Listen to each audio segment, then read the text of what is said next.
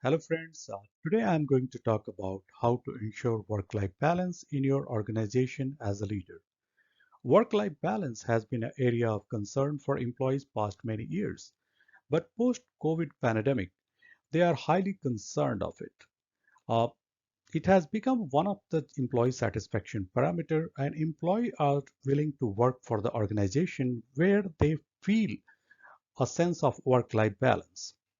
So as part of this video, I will be talking about some of the action items that I took as a leader while managing my function or my team in my all the past employments.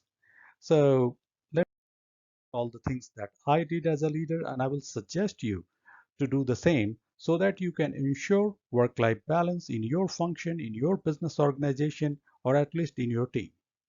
So the first thing you need to do is you need to be realistic and avoid overcommitment in terms of time, scope, or budget while planning any work or any project for your team or for your function or for your organization.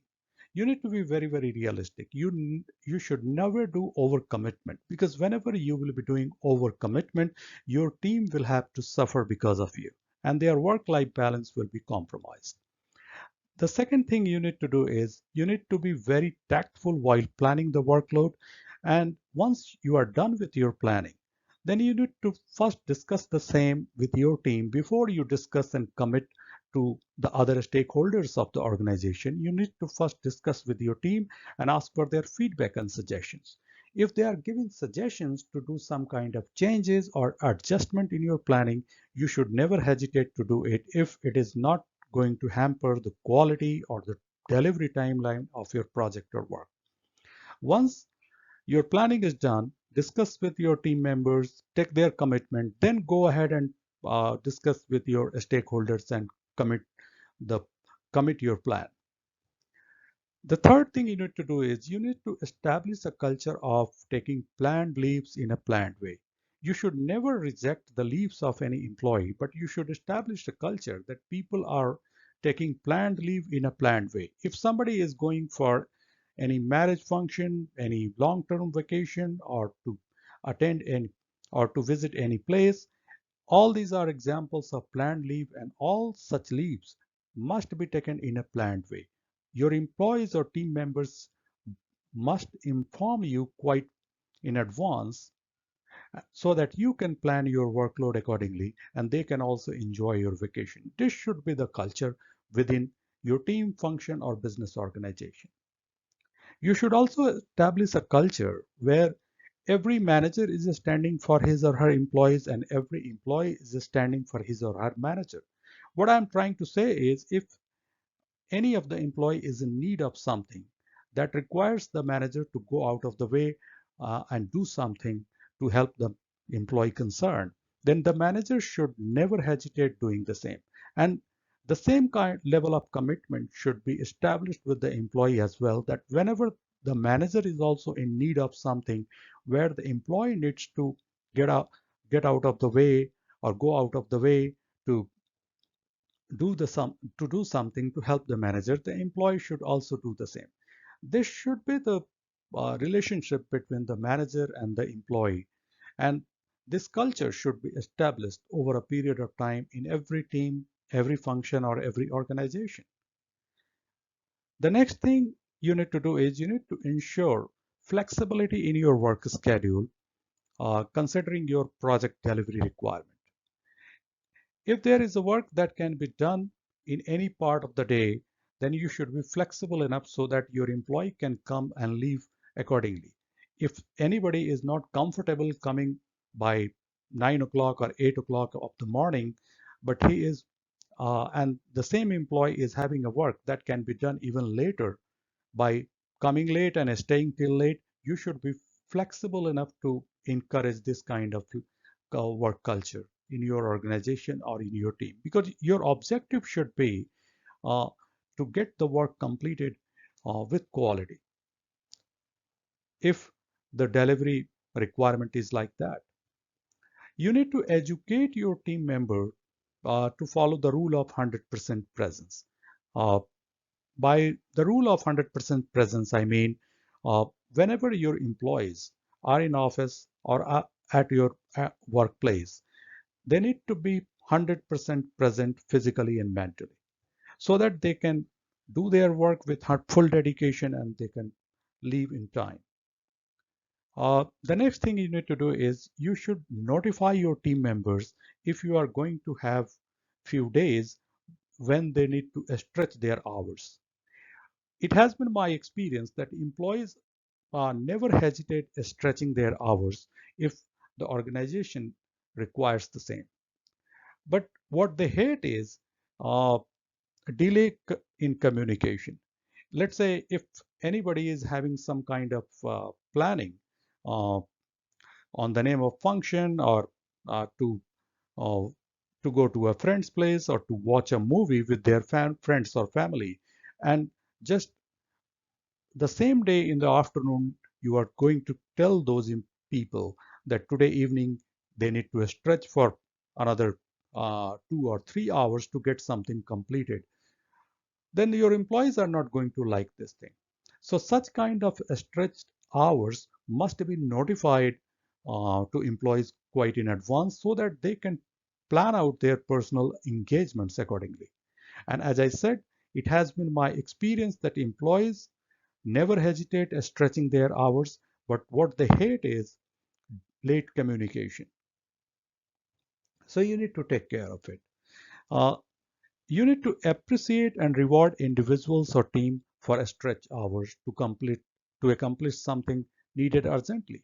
If your team or any particular team member stretched few extra hours to accomplish something that is urgently needed by the organization, you must appreciate it. You should never take the stretched hours of the employees for granted. Next thing you need to do is you need to emphasize efficiency over hours spent at work. You should encourage employees to come on time, complete their work on time, and leave on time, right? You should never encourage employees who sit more than 10 hours or 12 hours unnecessarily at the workplace.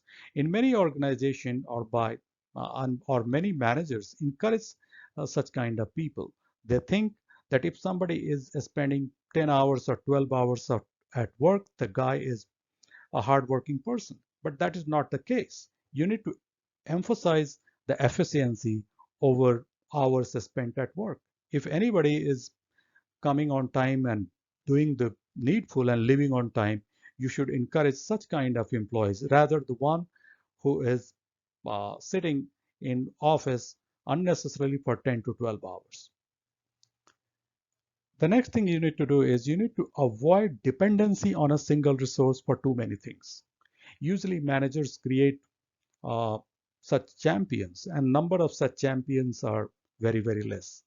Uh, Usually such kind of champions are overloaded in front of the managers or management. They don't open their mouth, but within within their heart they are highly frustrated.